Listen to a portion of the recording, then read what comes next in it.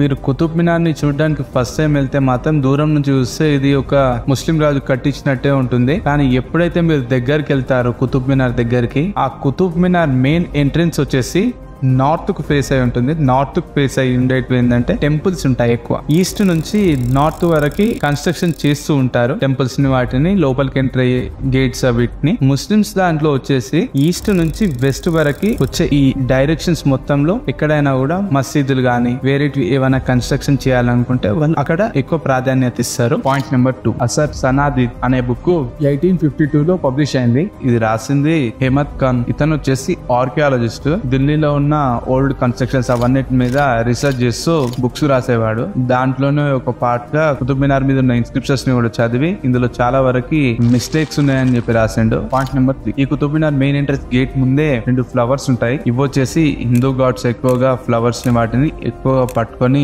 మీకు కనిపిస్తారు ఎక్కడికి వెళ్ళినా కూడా, టెంపుల్స్ లలో వాటిలలో, ఈవెన్ ఫొటోస్ లలో కూడా. అలాగే ఈ కుతుబ్ మినార్ మీద ఉన్న ఇన్స్క్రిప్షన్స్ మధ్యలో కూడా చాలా వరకు లోటస్ ఫ్లవర్స్ ఉంటాయి. బ్రో ఇది లోటస్ ఫ్లవర్స్ ఇవన్నీ డిజైన్స్ కోసం పెట్టుకున్నారంటారేమో మీరు. ఓకే, అదంటే డిజైన్ కోసం ఫ్లవర్స్ ని పెట్టుకున్నారు అనుకుందాం. మీరు ఈ కుతుబ్ మినార్ మీద ఉన్న పైన ఇక్కడ పెల్స్ ఇవన్నిటిని చూడండి, ఈ డిజైన్స్ ని. ఇవే డిజైన్స్ ఇక్కడ డెమాలిష్ చేసిన టెంపుల్ పీసెస్ ఉన్నాయి కదా, ఈ గణేష్ స్టాచ్యూ పక్కన కూడా సేమ్ డిజైన్ ఉంది చూడండి. బ్రో ఈ డిజైన్ నచ్చి పెట్టుకున్నారేమో వాళ్ళు అని చెప్పి కూడా మీరు అనొచ్చు. యాక్చువల్లీ ఈ డిజైన్స్ ని వాళ్ళు అసలు ఇక్కడ కూడా పొరపాటున కూడా యూజ్ చేయరు. బెల్స్ ని వీటిని ఎక్కడ కూడా వాళ్ళు యూజ్ చేయరు. ఎందుకంటే ప్రాఫిట్ మొహమ్మద్ ఆల్రెడీ ఏం చెప్పిండంటే ఈ బెల్స్ ని వీటిని దయ్యాలని పిలవడం కోసం ఉపయోగిస్తారని చెప్పి చెప్పిండు. కాబట్టి ముస్లిం రాజు ఏ రాజు కూడా ఏ కన్స్ట్రక్షన్స్ లలో కూడా బెల్స్ ని అసలు ఉపయోగించారు అసలు. అలాగే ఈ కుతుబ్ మినార్ పక్కనే ఉన్న ఈ స్తంభాన్ని చూడండి, ఐరన్ పిల్లర్ ని. దీనికి కూడా చాలా ఇంట్రెస్టింగ్ స్టోరీ ఉంది.